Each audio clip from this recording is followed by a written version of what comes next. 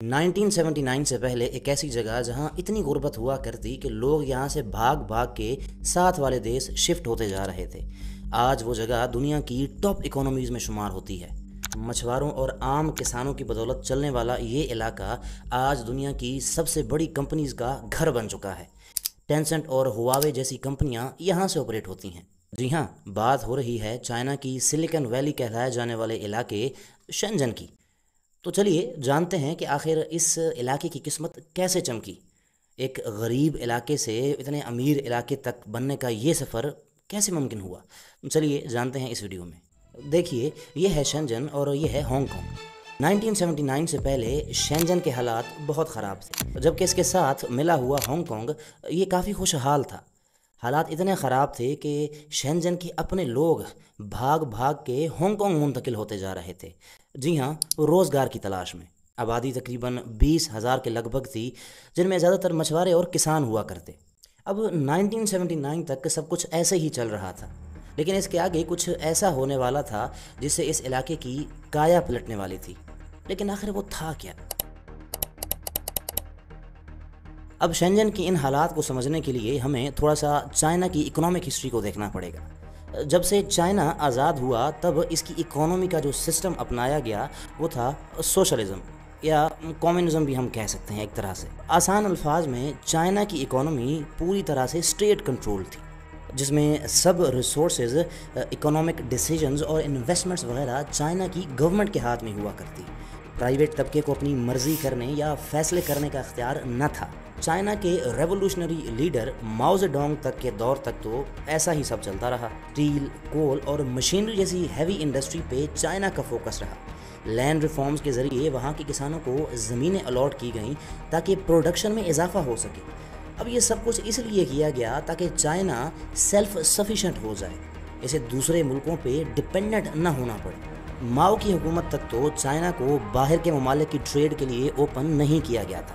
मतलब बाहर की कंपनियां चाइना के अंदर ट्रेड नहीं कर सकती थी। लेकिन माओ के साथ कुछ ऐसे लीडर्स भी थे जो कि माओ की इस पॉलिसी से मुखालफत रखते थे। इन्हीं में से एक पावरफुल पर्सनैलिटी का नाम डेंग शाओपिंग भी था। अब डेंग शाओपिंग का मानना था कि चाइना को बाहर की ट्रेड और इन्वेस्टमेंट के लिए ओपन करना चाहिए, जिसके लिए उन्हें अपने इकोनॉमिक सिस्टम में कुछ तब्दीलियां करनी पड़ेंगी। अब माओ की ज़िंदगी में तो ये सब कुछ पॉसिबल न हो सका, लेकिन माओ की वफ़ात के बाद जब हुकूमत डेंग शाओपिंग के हाथ में आई तो उन्होंने ये सब तब्दीलियां की जो वो चाहते थे।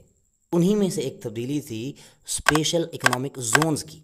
अब स्टोरी कुछ यूँ है कि पूरे चाइना में तब्दीलियां करने की बजाय चाइना के चंद ख़ास इलाकों को सिलेक्ट किया गया जहाँ पे कुछ ख़ास तब्दीलियां की गईं और इन इलाकों में बाकी मुल्क से हट के पॉलिसी बनाई गई। यहाँ बाहर की कंपनीज़ को खुलकर कारोबार करने की इजाज़त दे दी गई। हुकूमत ने टैक्स भी माफ़ कर दिया और यहाँ के बिजनेसेस को मार्केट मैकेनिज़्म जो कि अमेरिका और यूरोप में चल रहा था, इसके मुताबिक अपनी चीज़ें बेचने और ख़रीदने की तरफ इजाज़त दे दी। और इन्हीं स्पेशल इकोनॉमिक जोन्स में शेंजन भी शामिल था। यूँ शेंजन की फूटी किस्मत जागी और चाइना ने इसको स्पेशल इकोनॉमिक जोन के तौर पे मुंतखब कर लिया। अब अगला मरहला यहाँ पे डेंग शाओपिंग के विजन को प्लान्ड तरीके से अप्लाई करने का था। पहला फेज़ 1979 से 1972 तक रहता है। इस हिस्से में चाइना सरकार दो बड़े काम करती है। Number 1, labour intensive development. Shenzhen में स्किल्ड लेबर की कमी हुआ करती थी क्योंकि ना ही तनख्वाहें थीं और ना कोई काम। लेकिन स्पेशल इकोनॉमिक जोन बनते ही जो नया इंफ्रास्ट्रक्चर चाइना गवर्नमेंट खड़ा करने जा रही थी, जैसे नए रोड्स, वाटर सप्लाई और बिल्डिंग्स वगैरह, इसके लिए स्किल्ड लेबर की ज़रूरत थी। इसी वजह से 1979 से आगे लेबर का फ़्लो बढ़ना शुरू हो गया। इसका अंदाज़ा इस बात से लगा सकते हैं कि 1979 में 20,000 इंजीनियर्स शेंजन पहुँचे, जबकि अगले 10 साल बाद यानी 1989 में शेंजन पहुंचने वाले लेबर की तादाद 1 मिलियन तक पहुंच गई, जिससे शेंजन का इंफ्रास्ट्रक्चर बेहतर होता गया।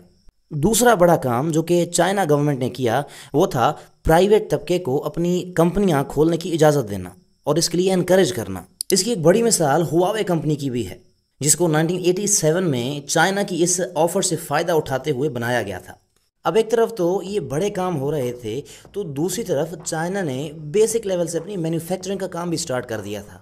جس میں بیسک انڈسٹریل کمپوننٹس اور را مٹیریل شامل تھے جو کہ آگے کئی انڈسٹریز میں کام آنے والے تھے۔ اب چلتے ہیں چائنا کے دوسرے فیز کی طرف جو کہ 1992 سے 2002 تک چلتا ہے۔ اب اس حصے میں چائنا باٹم سے لوور مڈل پوزیشن پہ آ گیا اور وہ فورن انویسٹمنٹ اور فورن ٹیکنالوجی جو کہ چائنا کو پہلے فیز میں باہر سے ملی تھی اس کو استعمال کرتے ہوئے چائنا الیکٹرانکس اور ٹیلی کمیونیکیشن کی دنیا میں بھی آگے بڑھنے لگا۔ شنجن سٹی میں سفر کرنے کے لیے جدید ٹریفک سسٹم بلڈ کیا گیا۔ کمیونیکیشن کے لیے ہر 100 لوگوں کے لیے 54 لینڈ لائن فونز اور 120 موبائل فونز اویلیبل کیے گئے۔ اس کے ساتھ جو ضروری چیزیں انسانوں کے کام کے لیے تھیں وہ سب گورنمنٹ نے پرووائڈ کی۔ اب اس کے بعد تیسرا فیز آتا ہے جو کہ 2002 سے 2012 تک رہتا ہے۔ اس حصے میں شنجن کو ایک بڑا پرابلم فیس کرنا پڑتا ہے، وہ یہ کہ اب چائنا کی مارکیٹ اکانومی صرف شنجن کی سطح تک محدود نہیں تھی۔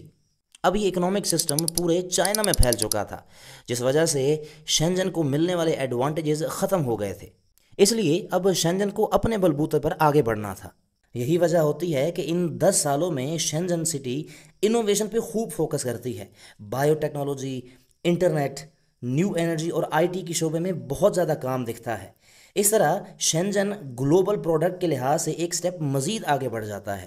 پھر آتا ہے لاسٹ فیز جو کہ 2013 سے 2018 تک رہتا ہے۔ اس فیز میں شنجن مینوفیکچرنگ کے لحاظ سے دنیا کی ایڈوانسڈ ملکوں کو ٹکر دینے لگتا ہے، اتنا کہ 2012 سے 2017 تک ہائی ٹیک پروڈکٹس 413 بلین یوان سے بڑھ کر 735 بلین یوان تک پہنچ جاتی ہیں۔ اور آج ایک ڈیٹا کے مطابق شنجن کے اندر 2000 سے زیادہ بڑی کمپنیز آپریٹ کرتی ہیں۔ ان میں ہواوے، CIMC اور BYD پہلے نمبروں پہ ہیں۔ ان کا کاروبار اتنا پھیل چکا ہے کہ آج ہم ان کو ملٹی نیشنل کمپنیز کاؤنٹ کرتے ہیں۔ یہی وجہ ہے کہ آج شنجن کو ہم سلیکن ویلی آف چائنا بھی کہتے ہیں۔ شنجن سٹی وہ پہلی سٹی ہے جس میں چائنا نے 5G پہ ایکسپیریمنٹ کیا۔ آج اس سٹی کی بدولت چائنا دنیا میں ٹیکنالوجی اور AI کے حوالے سے امریکہ کو ٹکر دے رہا ہے۔ اب اسی پیٹرن کو دیکھتے ہوئے باقی ملک بھی سیلف سفیشینٹ ہو سکتے ہیں کیونکہ ٹیکنالوجی آج ہر ملک کی ضرورت بن چکی ہے۔ So let's see what happens.